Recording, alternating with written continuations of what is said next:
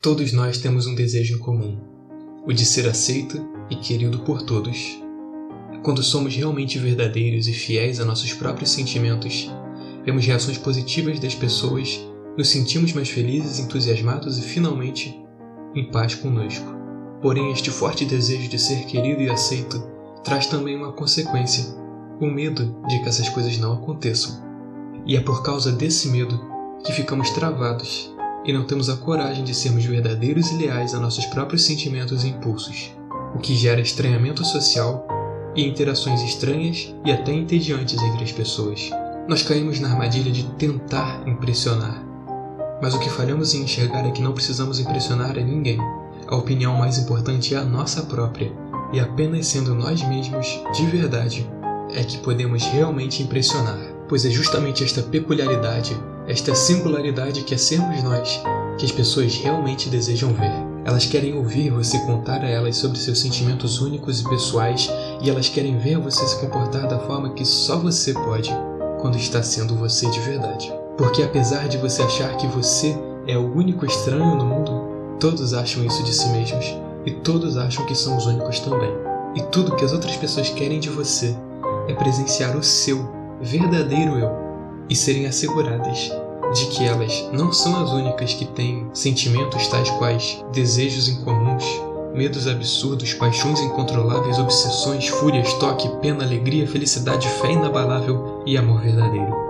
Portanto, quando apontamos para uma pessoa e dizemos que ela é estranha, entediante ou esquisita, estamos apenas apontando para uma pessoa que não se conhece de verdade e que não conhece suas próprias emoções e impulsos, ou que não tem a coragem de expressá-los.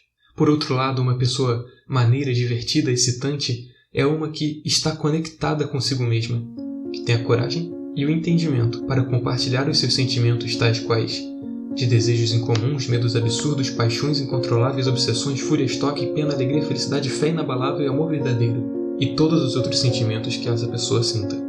Pois uma pessoa excitante não é uma que viajou o mundo por 102 países diferentes ou que leu 5.589 livros ou até uma que foi campeã do mundo de Krav Maga. Uma pessoa excitante não é uma que fez coisas excitantes ou até uma que se veste de maneira excitante. Uma pessoa excitante é apenas uma que tem a sensibilidade para saber como está se sentindo a cada momento e que tem a coragem para expressar estes sentimentos sempre. Para ilustrar isso melhor, um ótimo exemplo é a arte. E o melhor exemplo que conheço dentro da arte é o do escritor Anton Chekhov. Se você não conhece, ele foi um escritor russo famoso pelas suas histórias serem super originais e queridas por todos. Elas eram tão queridas pois a origem da tensão e do drama das histórias, diferente das histórias de outros autores, vinham de questões comuns da vida, questões que eu, você e qualquer um vive. Mas então o que fazia essas histórias serem tão boas? O que fazia isso acontecer é que elas eram escritas de uma forma tão singular e tão sensível que só podiam ser de fato a expressão dos sentimentos próprios e únicos de Chekhov, sentimentos verdadeiros e inalterados, sem nenhuma forma de hipérbole e exageros como existem em outras histórias, por exemplo. E para acentuar essa sensação de verdade, ele escrevia com uma técnica chamada fluxo livre de consciência, em que se parece que tudo que ele escreve são apenas seus próprios pensamentos, de forma livre e ininterrupta. Isso dá à sua escrita uma sensação de verdade tão excitante e tão magnética que prende o leitor de forma tal como se ele estivesse presenciando a história não de um personagem, mas de uma pessoa tão real quanto ela mesma. Uma pessoa que tem devaneios tão frenéticos e aleatórios como qualquer outra, tal qual como pensar nas ondas do mar na praia, para imediatamente em seguida pensar em como elas o lembram da vida e da morte e como elas vão continuar batendo após sua morte, e imediatamente começar a pensar em sua amante e ir embora para casa. Um turbilhão de pensamentos e sentimentos verdadeiros em questão de alguns poucos momentos. Veja bem, quando você está em uma interação social, é tudo isso e só isso que deseja da outra pessoa. Um brilho de vida tão real e tão verdadeiro quanto o de Chekhov. E da mesma forma, é também justamente isso que a outra pessoa espera de você.